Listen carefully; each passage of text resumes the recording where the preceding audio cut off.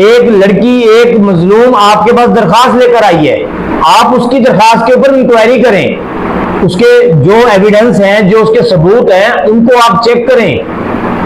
और उसमें जो एविडेंस उसने दिए हैं, उसमें कुछ लोग तो उसमें गुनाहगार साबित हो रहे हैं, कुछ लोग उसमें गुनाहगार साबित हो रहे हैं। और आईजी साहब, यहां पर ये मैं आज बार बार आईजी साहब को मुखातिब इसलिए कर रहा हूं कि मैंने जो स्टार्ट में वीडियो चलाई है उसमें सिर्फ एक शख्स ने एक खातून का ताकुब किया है। एक शख्स ने एक खातून को सिर्फ फिजिकली तौर पे नहीं, सिर्फ जाहिरी तौर पर हरासा करने की कोशिश की है। और आपकी उस प्रोग्राम के तहत, 15 कॉल के उस प्रोग्राम के तहत पुलिस टीम जाती है और उस शख्स को गिरफ्तार करती है। वो एक डेमो था, मुझे भी पता है कि डेमो है, लेकिन आपकी कारकर्दगी इतनी अच्छी दिखाई जा रही है, तो आईजी साहब मुल्तान के अंदर वो कारकर्दगी क्यों नहीं है? मैं सहाफत का एक छोटा सा तालिब इल्म हूं, मैं सहाफत का एक अदना सा तालिब इल्म हूं। अभी मैं सहाफत की अली बे भी नहीं जान सका, अभी सिर्फ हम सीख रहे हैं, कोशिश कर रहे हैं कि हमें शायद कुछ सहाफत आ जाए, शायद हमें कुछ जर्नलिज्म आ जाए। लेकिन आईजी साहब, आपकी कारकर्दगी और आपके विजन के ऊपर बहुत बड़ा सवालिया निशान है, बहुत बड़ा सवालिया निशान है।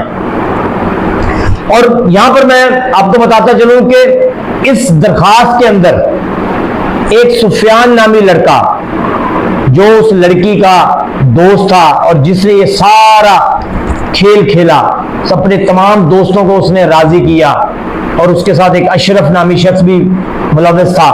उन्होंने तमाम अपने दोस्तों को राजी किया, तमाम लोगों को उन्होंने इस खेल का हिस्सा बनाया। उसका एक वीडियो स्टेटमेंट आता है, उसका एक वीडियो स्टेटमेंट आता है जिसमें वो क्लियर कर रहा है, जिसमें वो सारी बातें क्लियर कर रहा है, जिसमें वो हर चीज बता रहा है कि मेरी उस लड़की के साथ दोस्ती भी थी।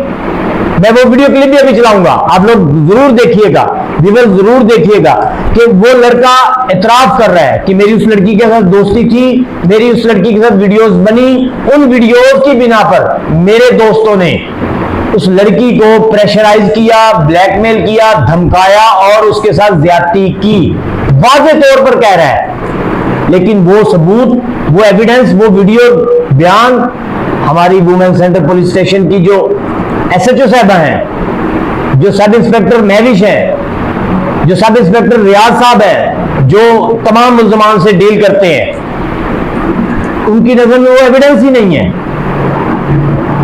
नाज़रीन, उनकी नजर में एविडेंस ही नहीं है, उन्होंने उसको माना तक नहीं, उसकी इन्वेस्टिगेशन तक नहीं की, उसकी कोई जांच पड़ताल नहीं की, और उस लड़की के खिलाफ एक झूठी ऑडियो लाते हैं, एक झूठी ऑडियो जिसमें इल्जाम लगाया गया जी उस लड़की ने किसी बंदे के थ्रू, किसी शख्स के थ्रू पैसे मांगे हैं, हालांकि वो ऑडियो झूठी है। और उस ऑडियो को आपकी SHO मरियम जवाब बनाकर उस लड़की के ऊपर FIR देने की बात करती है, उस लड़की को हवालात में बंद करने की बात करती है।